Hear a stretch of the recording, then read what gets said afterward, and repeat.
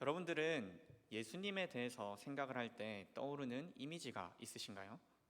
예수님이라고 하면은 보통 빛이 나는 모습에 또 적당한 길의 수염과 길다란 옷을 입고 마치 우리를 안아줄 것만 같이 손을 벌리고 있는 그런 모습, 또는 양을 치는 목자의 모습이나 또는 십자가를 지시는 그런 모습들을 떠올릴 수 있을 겁니다.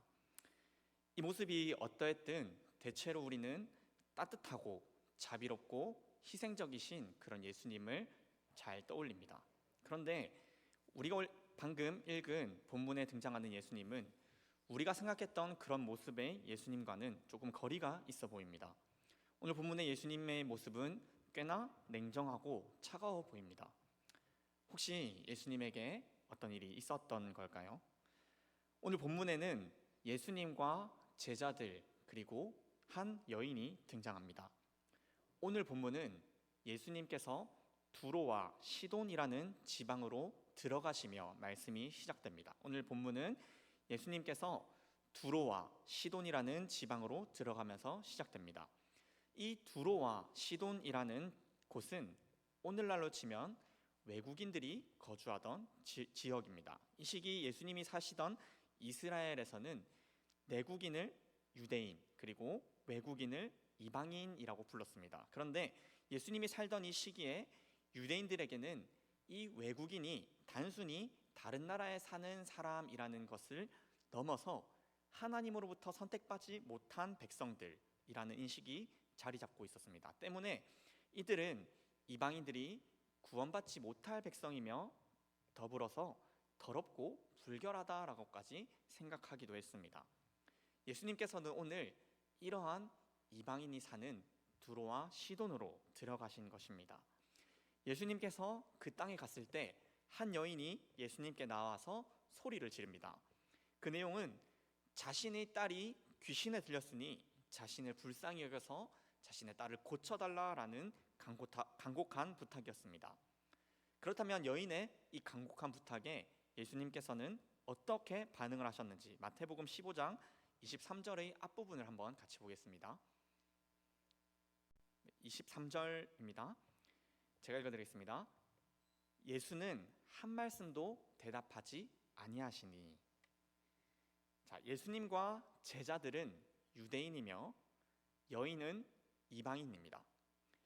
예수님께서 이 이방 여인의 부탁을 듣고 한 말씀도 하지 않으셨다라고 성경이 기록하고 있습니다.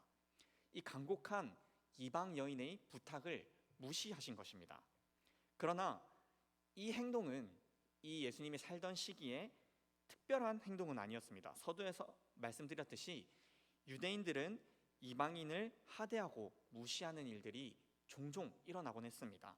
아니, 흔히 일어나는 일이었습니다. 그러나 지금 이 이방 여인을 무시하는 분이 누구입니까? 바로 우리가 아는 예수님입니다. 예수님께서 이 이방 여인의 간곡한 부탁을 무시하고 계신 것입니다.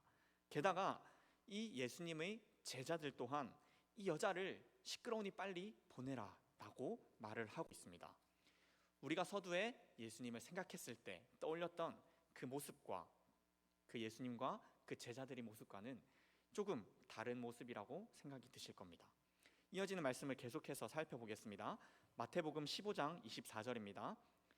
예수께서 대답하여 이르시되 나는 이스라엘 집에 잃어버린 양 외에는 다른 데로 보내심을 받지 아니하였노라 하시니. 예수님께서 지금 그 여인의 말을 무시하는 것에 이어서 이렇게 말씀하고 계십니다. 나는 유대인을 위해서 보냄받았지 이 여자 같은 이방인을 위해서 보냄받지 않았다라고 말씀하고 계신 것입니다. 이분이 우리가 알던 그 예수님이 맞나 싶은 생각이 들지 않습니까? 예수님께서는 그녀의 출신이 이방인이기 때문에 이 여인의 부탁을 들어주지 않겠다라고 말씀하고 계신 것입니다. 그러나 이러한 예수님의 홀대에도 불구하고 자신의 딸을 고치고 싶은 이 마음이 간절했던 이 여인은 예수님께 더 가까이 나아갑니다. 그리고 예수님 앞에 엎드려서 간절히 도와달라고 말을 합니다. 자비로우신 예수님이라면 혹시나 한두 번쯤은 이런저런 이유가 있어서 이 여인의 부탁을 거절할 수도 있을 거라고 생각합니다. 그런데 이 여인이 두 번이나 반복해서 부탁하고 거절당했지만 자신의 이 간절한 마음 때문에 예수님 앞에 가까이 나와 예수님 앞에 엎드려서 마지막으로 부탁한 이 여인의 부탁에는 어떻게 반응했을까요? 마태복음 15장 26절, 대답하여 이르시되 자녀의 떡을 취하여 개들에게 던짐이 마땅하지 아니하니라. 이스라엘 사회에서 개는 부정한 동물로 간주됩니다. 그런데 예수님께서는 지금 이 개라는 표현을 사용하시면서 자녀인 이스라엘을 위해서는 내가 도와주겠지만 개와도 같은 너희 이방인을 위해서는 내가 도와주지 않겠다라고 거절하고 계신 것입니다. 자, 이 여인은 얼마나 모욕감을 느꼈을까요? 이 여인은 얼마나 치욕적이었을까요? 예수님의 말씀을 있는 그대로 풀어서 말한다면 양해 부탁드립니다. 개 같은 너한테 줄 도움은 없다. 내가 내 자녀한테 줄 도움을 개 같은 너희에게 주는 게 맞냐? 라고 말하고 있는 것입니다. 그러나 여인은 이와 같은 모독적인 말 앞에서도 자신의 모든 것을 다 내려놓고 오히려 예수님께서 하신 그 모욕을 받아들이며 이렇게 말하고 있습니다. 15장 27절입니다. 여자가 이르되 주여 올소이다마는 개들도 제 주인의 상에서 떨어지는 부스러기를 먹나이다 하니. 맞습니다, 예수님. 저 개 같은 이방인입니다. 근데 개들도 주인상에서 떨어지는 부스러기는 먹지 않습니까? 저에게 그 부스러기라도 주십시오. 여인은 자신이 이방인이자 여성인 그 하나님으로부터 버림받고 또 사회적으로 비천한 신분을 가진 그 신분을 받아들입니다. 예수님께서 하신 그 모욕, 개라는 그 모욕을 받아들이면서도 자신의 딸이 회복되는 그 간절한 소원만큼은 포기하지 않습니다. 이러한 여인의 이 간절한 부탁에 예수님께서는 제자들에게도 하지 않은 그 칭찬을 이 여인에게 하십니다. 마태복음 15장 28절입니다. 이에 예수께서 대답하여 이르시되 여자여 내 믿음이 크도다. 그리고 덧붙이시기를 내 소원대로 되리라 하고 이 마태복음은 그 딸이 나았다라고 기록하고 있습니다. 사랑하는 서원교회 성도 여러분, 저는 오늘 이 본문의 말씀을 처음 접했을 때 우리가 알던 이 낯선 모습의 예수님을 어떻게 생각해야 될까 고민이 되었습니다. 이 모습을 대체 어떻게 바라봐야 할까 고민이 생겼었습니다. 오늘 본문은 예수님께서 이 이방인이 살던 이방 땅으로 가며 시작되었다고 서두에 말씀드렸습니다. 그런데 만약 예수님께서 이 이방인을 보고 싶지 않았다면, 다시 말해서 이 이방인에게 이 딸이 고침받는 그 은혜를 베풀어 주기 싫었다면 굳이 이 이방 땅에 갈 필요가 있었을까요? 그러나 예수님께서는 오늘 이 이방인이 사는 이방 땅 두로와 시돈 지역으로 친히 찾아오십니다. 바꿔 말하면 예수님께서는 이 이방 여인을 만나기 위해서 이 이방 땅으로 왔다고 볼 수 있는 것입니다. 그러나 예수님께서는 이 여인을 위해서 오셨으면 그냥 좋게 치료해 주시면 되는 건데 왜 이 여인에게 치욕과 모독을 선사하면서까지 계속해서 거절해야 했던 것일까요? 예수님께서 이와 같이 하신 것에는 한 가지 목적이 있었습니다. 그것은 바로 이 여인의 믿음을 보는 것입니다. 여인은 예수님이 자신이 처한 이 상황을 해결해 줄 수 있는 구원자임을 확실했습니다. 이는 여인이 예수님을 보고 처음 예수님을 부른 명칭에서 볼 수 있는데 마태복음 15장 22절을 함께 보겠습니다. 가나안 여자 하나가 그 지경에서 나와서 소리질러 이르되 주 다윗의 자손이여 나를 불쌍히 여기소서 내 딸이 흉악하게 귀신 들렸나이다 하되. 여인은 예수님을 주 다윗의 자손이여라고 부릅니다. 이 표현은 구약 성경에서 이 땅을 구원할 자가 다윗의 후손으로부터 나온다는 그 말씀을 알고 있던 고백이었습니다. 성경 구약 성경 곳곳에는 다윗의 자손으로부터 메시아가 나타나실 것이라는 약속이 있었고, 이 여인은 예수님을 보자마자 그 성경이 약속하는 메시아, 즉 우리를 구원할 자가 예수님이구나라는 그 믿음이 생겼던 것입니다. 때문에 이 여인은 이 예수님을 보자마자 저분이 나를 구원해 주실 분이다 라고 생각한 것입니다. 여인은 확신이 있었기 때문에 예수님께서 자신을 얼마든지 무시해도 예수님께서 나를 비천하게 여기시고 나 같은 자를 위해서 오지 않았다라고 말씀을 하시더라도 그러한 거절에도 이 여인은 계속해서 예수님을 믿으며 나아갈 수 있었던 것입니다. 그 믿음을 가지고 끝까지 예수님을 붙들었고, 그리고 마침내 예수님께서 자신의 딸을 고쳐주는 그 기적을 경험한 것입니다. 사랑하는 성교회 성도 여러분, 오늘 예수님께서는 이방 여인을 보는 것과 마찬가지로 우리에게도 우리의 그 믿음의 고백이 있는지를 듣고 싶어 하시는 분입니다. 바꿔 말하면 예수님께서는 전혀 어떠한 우리의 조건도 보시지 않고 우리의 믿음만을 보고 싶어 하시는 분이라는 것입니다. 예수님께서는 이 여인이 이방인이든 유대인이든 사실은 상관이 없었습니다. 다른 어떤 조건도 찾지 않으셨습니다. 그러나 단 한 가지, 이 여인에게 믿음이 있는가 한 가지를 보시고 싶었습니다. 그런데 이 믿음에 대해서 우리가 함께 고민을 해보고 싶은 것이 있습니다. 때때로 우리는 이 믿음과 열심이라는 단어를 혼동해서 사용하곤 합니다. 보통 우리는 교회에서 오랜 시간 봉사하며 여러 일들을 하는 사람들에게 믿음이 좋다라고 말을 하곤 합니다. 물론 그러한 귀한 봉사들 덕분에 이 교회가 세워지고 교회가 계속해서 성장해 나갑니다. 그러나 우리는 스스로가 나의 열심을 나의 믿음이라 생각해도 되는가 질문하는 시간을 가져야 합니다. 오늘 본문 이전의 본문인 마태복음 15장의 앞부분을 보면은 당시에 교회에서 열심을 내는 바리새인과 서기관들이라는 사람들이 등장합니다.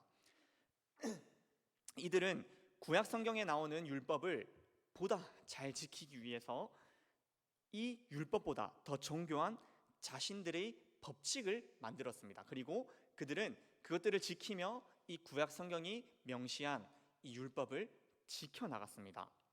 구태여 왜 그랬지 생각이 들지만 그만큼 이 바리새인들과 서기관들은 율법을 지키며 살고자 했던 마음이 간절했던 것입니다. 그런데 이 자신들이 만든 법칙이 점점 더 세밀해지고 정교해지자 오히려 그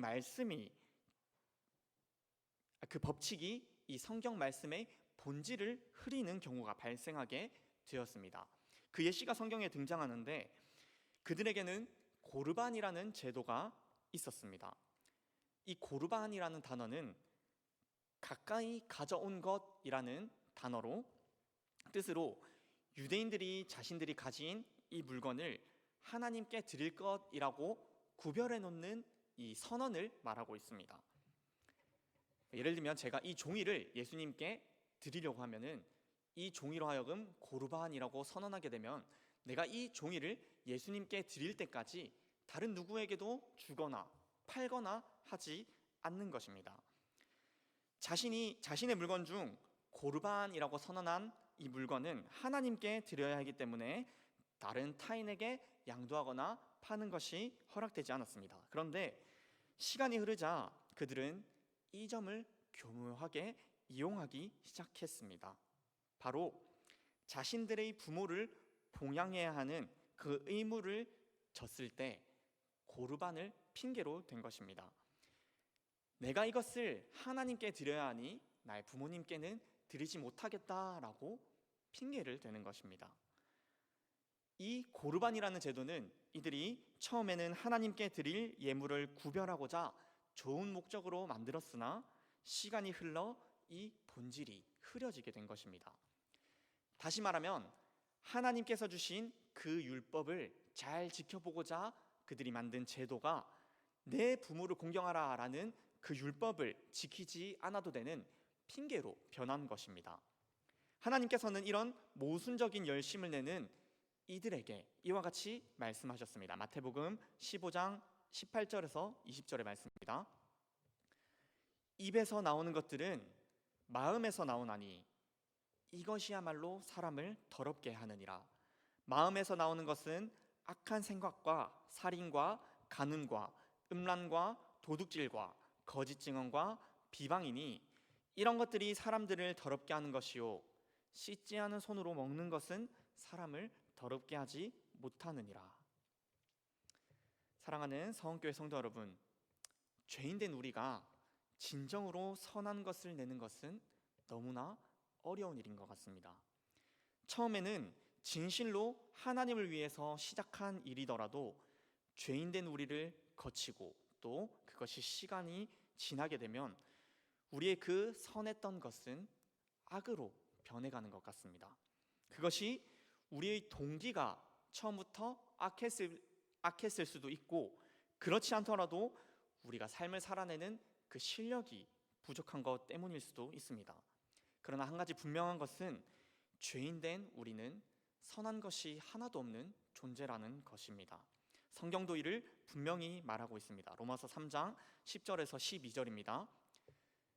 기록된 바 의인은 없나니 하나도 없으며 깨닫는 자도 없고 하나님을 찾는 자도 없고 다 치우쳐 함께 무익하게 되고 선을 행하는 자도 없나니 하나도 없도다. 이 말씀에 우리가 가진 믿음도 예외가 되지는 않는 것 같습니다. 우리가 믿음이 생기고 또 그 믿음으로부터 나온 여러 가지 동기들과 열심들이 시간이 지나면 생기게 됩니다. 그러나 그것이 계속해서 시간이 흐르고 어떻게 변해가는지 이것은 우리가 각자가 경험적으로 다 경험해 봤을 거라고 생각합니다. 저를 예시로 들면은 부끄러운 말씀이지만 제가 정말 하나님을 사랑하는 마음으로 그래서 그분의 말씀을 전해야겠다라는 그 마음을 가지고 이 사역의 길에 들어섰지만 말씀을 준비하는 가운데 좋은 말씀을 전해서 사람들에게 인정받아야겠다 하는 마음 또는 좋은 표현, 멋있는 표현을 써서 그 표현 참 좋았다라고 이야기를 듣고자 하는 그 생각이 제 마음 가운데 단 한 번도 든 적이 없었겠습니까? 예수님의 말씀대로 정말 사람에게서 나오는 것은 악한 것뿐이다 라는 그 말씀에 저를 대입해 봤을 때 저는 그 말씀에 전적으로 동의합니다. 선한 동기를 가지고 시작했더라도 아무리 그 동기가 처음에는 선했더라도 죄인된 우리에게는 결국 악함으로 다시 나타나게 되는 것입니다. 그렇다면 선한 것 하나도 낼 수 없는 선한 것이 하나도 없는 이 죄인된 우리가 가질 수 있는 소망은 무엇일까요? 우리가 연약한 믿음을 가지고 부족한 열심을 낼 때 우리가 무엇을 바라보며 계속해서 그 일들을 해나가야 되는 것일까요? 우리의 소망은 예수님께서 내 믿음이 크도다라고 말씀하시며 그 부족한 믿음도 크다고 인정해 주시는 그 하나님의 사랑입니다. 우리가 신앙생활을 하면서 의지할 것은 오직 그 하나님의 사랑입니다. 우리의 열심도 아니고 우리의 그 선한 동기도 아니고 오직 하나님께서 우리의 그 믿음이 선하다라고 인정해 주시는 그 사랑만을 우리는 의지해야 합니다. 마태복음에서 믿음이 뛰어나다라고 직접 칭찬하신 인물은 이 이방 여인밖에 없습니다. 그런데 그녀의 믿음이 특히 뛰어난 것은 맞지만 그 믿음이 거룩하신 하나님께서 보시기에도 완벽했냐라는 질문에 저는 잘 모르겠다는 답변을 하고 싶습니다. 그러나 예수님께서는 그분이 우리를 구원하시는 분이라는 그 믿음 외에 어떤 것도 보지 않으십니다. 그분께서 우리에게 나오는 것이 아무리 악하고 우리의 믿음조차 악할 뿐이라도 그 믿음으로 하여금, 그 연약한 믿음으로 하여금 내 믿음이 크도다 라고 말씀해 주시는 자비의 하나님이시라는 것입니다. 우리의 소망은 그 사랑의 하나님 뿐입니다. 그리고 그 소망과 더불어서 한 가지 정말 중요한 것은 하나님을 향한 연약한 우리의 믿음보다 하나님의 일하심이 먼저 된다는 것입니다. 오늘 말씀에서 여인의 놀랍지만 부족한 이 믿음의 고백 이전에 어떤 일이 있었습니까? 그 여인의 믿음보다 앞선 단 한 가지는 무엇이었습니까? 바로 예수께서 거기서 나가사 두로와 시돈 지방으로 들어가시니, 즉 낼 수 있는 것은 죄악뿐이며 선한 것 하나도 없는 우리를 찾아오신 그 예수님의 은혜입니다. 그 은혜가 우리의 믿음보다 크며 우리의 선한 동기보다 크며 우리의 노력보다 크며 우리의 어떠한 그 마음보다 큰 은혜인 것입니다. 즉 부족한 우리의 선, 우리의 섬김과 봉사, 그 어떠한 노력과 심지어 우리의 믿음이 있기 전 우리에게 다윗의 자손, 구원자로 찾아와 주시는 그 은혜가 큰 것입니다. 그분은 창세전부터 우리를 구원하시기로 결정하시고 그 결정에 따라 우리에게 직접 찾아오신 은혜가 풍성하신 하나님이십니다. 우리 함께 그 놀라운 구원을 주신 하나님의 은혜에 감사하며 우리의 부족하고 비록 때 묻은 믿음이지만 그 믿음을 가지고 하나님께 나아가지 않으시겠습니까? 우리가 믿음의 고백을 드리기 이전부터 우리를 사랑해 주시고 구원해 주시기로 결정하신 그 하나님의 놀라운 그 섭리와 은혜가 이 자리 이 시간 말씀 앞에 모인 우리 사랑하는 중고등부 학생들, 또 청년들, 그리고 우리 사랑하는 성도님들의 삶 가운데 믿어지는 은혜가 있기를 바라며, 비로소 그 믿음에 대한 감사로, 그 은혜에 대한 감사로 우리 생업과 봉사와 가정 가운데 맡은 일들을 감당하시는 그 힘을 얻는 은혜가 있기를 소망하며 축복합니다. 함께 기도하겠습니다.